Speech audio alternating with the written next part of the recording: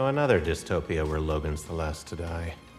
X-Men 97 Episode 8 just gave us our biggest clue that this series is connected to the greater multiverse saga. We have evidence that the Watcher, the TVA, Doctor Strange, and even the Spider-Verse are all tied to this series. And this series is playing a major role in our journey to Deadpool and Wolverine, as well as Avengers Secret Wars. And we got yet another clue that this Wolverine and this Wolverine are the same Wolverine. A Wolverine who watched his world fall at the hand of Bastion and his Prime Sentinels. Welcome back to ScreenCrush, I'm Colton Ogburn, and in the latest episode of X-Men 97, we learn that Cable has tried time and time again to stop the mutant massacre on Genosha. But every time Cable attempts to prevent it, he is pulled away. Each time we attempt to stop the attack on Genosha, we are temporally pulled away from the event. Beast explains that the mystics of Kamar-Taj have spoken about absolute points in time, Kamar-Taj being the training temple of the mystic arts that we first saw in Doctor Strange. And this wasn't our first mystic arts reference in X-Men 97. We've seen the character Forge use the mystic arts, and it looked identical to the orange magic we have seen in the MCU. And hey, speaking of the MCU, be sure to check out our MCU Jesus shirt up on the merch store right now, ScreenCrushMerch.com. We've got lots of great X-Men 97 and Deadpool inspired merch. We've got the LFG, Remember It, the Morphs, Bert and Ernie as Deadpool and Wolverine in the Void, and lots of other great designs up on the store right now. Shopping our merch store is the best way to support our channel so we can keep making videos like this one. Thank you so much for your support. So our first introduction to the concept of the mystic arts in the MCU was in the first Doctor Strange movie via the teachings of the Ancient One. And in the series What If, we hear the Ancient One discuss absolute points in time. Her death is an absolute point in time. Absolute. Unchangeable, unmovable. In that episode of What If, we learned that the death of Christine Palmer is an absolute point in time, an event that must happen in order for reality to function. And if that event is stopped from happening, then the universe will die. Then why is Christine alive in other universes like 616 and 838? That's a great question, because in this episode, we do hear Beast say that absolute points in time are moments that happen in every timeline, which would imply that every variant of Christine Palmer would be destined to die. But as we know from Multiverse of Madness, Christine Palmer is alive in both Universe 616 and in Universe 838. But this is where the distinction between universes and timelines comes into play. And look, this is something Marvel has not been super clear about, and we've actually talked about it ad nauseum here on the channel, but I'm gonna do my best to explain it. So in that episode of What If, we see the Ancient One split that universe into two timelines, Allowing for two of your possible timelines to occur in one universe. Two timelines? So basically, the multiverse consists of multiple universes, and universes can consist of multiple timelines. Now, individual universes have absolute points in time, points that each timeline within that universe must abide by in order for that universe to function. When Doctor Strange Supreme successfully stops the death of Christine Palmer, he destroys his entire universe, including the parallel timelines that exist within that same universe. You, more than anyone else, should understand that meddling with time and events only leads to more destruction.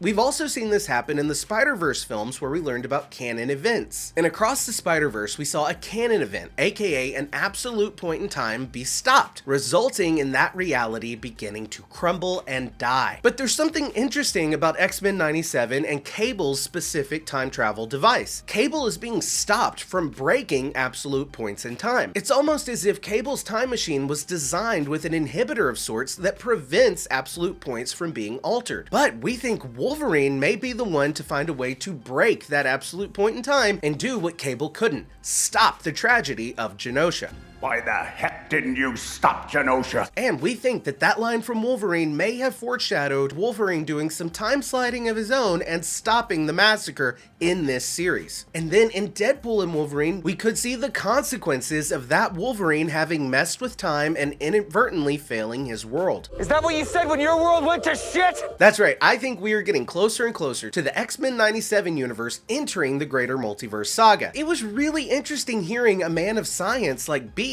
reference mystic arts as an explanation for Cable's inability to stop the massacre. But as we learned in Thor, your ancestors called it magic, and you call it science. Well, I come from a place where they're one and the same thing. We've seen the multiverse saga prepare us as the audience for connections between science, magic, and the multiverse. Films like Spider-Man No Way Home and Multiverse of Madness showed us the more mystic side, while projects like Quantumania and Loki have given us the more scientific angle. And now X-Men 97 is seemingly giving us both. Now, we've talked a lot about the similarities between the X-Men animated series and the X-Men's live-action appearances in the MCU. Wolverine's yellow suit, Beast having the white lab coat, and just his overall physical appearance in the Marvels, Professor Xavier's yellow floaty chair in Multiverse of Madness, as well as his green suit and tie, and then the use of the classic theme song in Multiverse of Madness and Miss Marvel. But now we have evidence beyond the yellow suit to support the theory that these two Wolverines are one and the same. We know that the Wolverine in Deadpool and Wolverine has lost his world, and it was apparently his fault. This Wolverine let down his entire world. Now, this could simply mean that this Wolverine's universe experienced the same mutant massacre of Genosha, an absolute point in time that we know always happens, which means that this Wolverine could come from one of the many timelines within the same universe that X-Men 97 exists within. The Prime Sentinels rise, and like Morph said, so another dystopia where Logan's the last to die. That could explain why Deadpool finds a miserable and drunken Wolverine in a bar who seemingly wants to die. Unless you want to take a deep breath through your fucking forehead, I suggest you reconsider.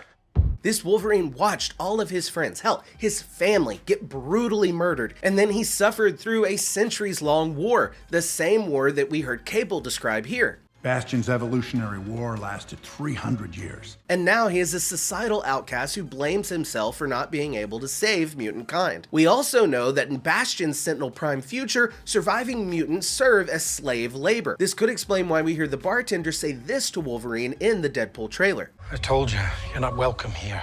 You're not welcome anywhere. But guys, we have to remember, Deadpool and Wolverine is a multiversal time travel movie, and from what we've seen from the trailer, Wolverine is wanted by the TVA, and the TVA uses Deadpool to bring Wolverine in. Hi, Peanut. I'm gonna need you to come with me right now. It's also worth mentioning that in this episode, the hologram that Cable is presenting to the team, we can see a timeline with branches coming off of it, just like we've seen in Loki and in Across the Spider-Verse. Anyway, in Deadpool and Wolverine, it's clear that the TVA wants Wolverine, and we think it's the same Wolverine from the animated universe, a Wolverine who has gone toe-to-toe with Bastion. But if Genosha still happens no matter what, then why would the TVA want Wolverine? That's a great question. Yeah, if the absolute point in time happens as it's supposed to, then time would continue to flow normally. But we think that Wolverine was able to do what Cable couldn't. He stopped the massacre of Genosha, which means that Wolverine violated the rules of the proper flow of time, and while he temporarily saved mutant kind from near extinction, him stopping this absolute point in time made his universe collapse and die, just like we've seen in What If and in Across the Spider-Verse. When Strange Supreme's universe died due to his tampering with an absolute point in time, he became the sole survivor of that universe. And as his universe crumbled around him, the Watcher was there. You could stop this, please. We also saw the Watcher here in episode 5 of X-Men 97, watching over Genosha before it falls. Now, this could have just been a fun Easter egg, but what if it was something more? What if this was a tease for an upcoming multiversal timey-wimey plot? And what if we actually get to hear the Watcher narrate this tragic day in mutant history? And while the phrase absolute point in time could have simply been a way to explain why the X-Men can't fix everything with time travel, I think it could actually have been more. I think they're setting up the consequences of violating an absolute point in time. I think we could see Wolverine travel back in time, stop Genosha, but then the universe immediately begins collapsing as a result. And in that moment, we could see Wolverine become aware of the Watcher and beg for his help, the same as Doctor Strange Supreme. Please, fix this. The same way you fixed Christine.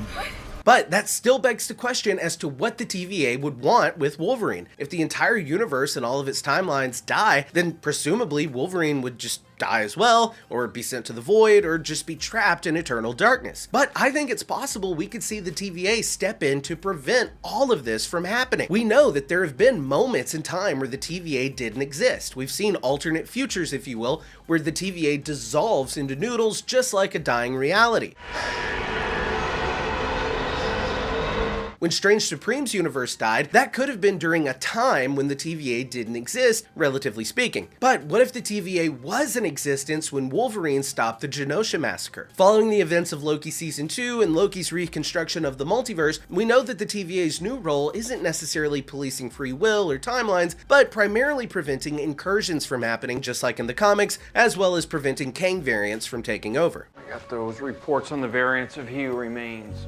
Do any of them know that we exist yet? Wolverine's undoing of the Genosha massacre in his timeline risks not only his timeline, but every timeline within that universe. So it would make sense for the TVA to step in and reset this timeline and the actions of this rogue Wolverine variant in order to save the universe. And by pruning this branch timeline from existence, the TVA could save the other timelines from being destroyed. But then this variant Wolverine would still find himself without a timeline. The TVA would then bring Wolverine in and give him a trial, similar to what we saw with Loki. Variant L1130, aka Loki Laufeyson, is charged with sequence violation 72089. How do you plead? Then they would either prune Wolverine, or perhaps this new and redeemed TVA would even offer him a life and a job in the TVA. To be honest, it's still really unclear how exactly the TVA operates following Loki's takeover. But one thing we do know is that the TVA we meet in the Deadpool and Wolverine trailer doesn't give off good guy vibes, and they still refer to the sacred timeline and not the multiversal tree. So it's possible that this is all taking place before the events of Loki Season 2.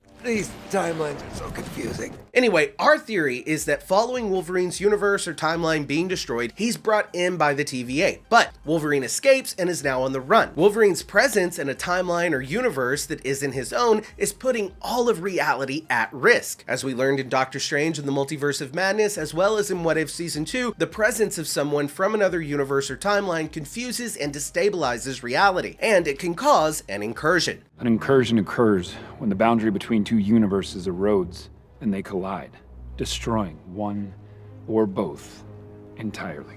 And guys, look, I understand that in order for this to all be connected, the creators behind X-Men 97 and Deadpool and Wolverine seemingly would have needed to be on the same page. And if we know anything about the MCU as of late, it's that the right hand often doesn't know what the left hand is doing. For example, the team behind WandaVision and the team behind Multiverse of Madness hardly communicated during the production of those two projects, and it shows. But I really do think that Kevin Feige is paying close attention to how they're handling the X-Men properties. And Feige could have provided the X-Men 97 and Deadpool and Wolverine creative teams with some simple guidelines for where the story needed to end up, such as Wolverine being the sole survivor of his dead universe. The Deadpool and Wolverine movie doesn't have to go into super deep detail about where this Wolverine comes from. In fact, I hope they're relatively vague about it and just make broad references to the X-Men without specifics, similar to what they did with Logan. That way we can loosely headcanon all of our favorite moments from the X-Men movies and shows as a broad general history of this character. And guys, I just really like the idea of X-Men 97 serving as a key piece of the multiverse saga that Marvel is telling. I'd love to see an established X-Men be a part of Avengers Secret Wars, so bringing in the animated version, arguably the best on-screen version of the X-Men, it would be a perfect way to do it. So let us know, do you think that X-Men 97 just gave us a major hint that Wolverine will break that absolute point in time? Will he be the Wolverine in Deadpool and Wolverine? And do you think that the Watcher and the TVA could appear in the season finale of X-Men 97? Hell, maybe we'll even see Deadpool. Let us know down in the comments below, or you can at me on Twitter. And if it's your first time here, be sure to subscribe, smash that bell for alerts. For ScreenCrush, I'm Colton Ogburn.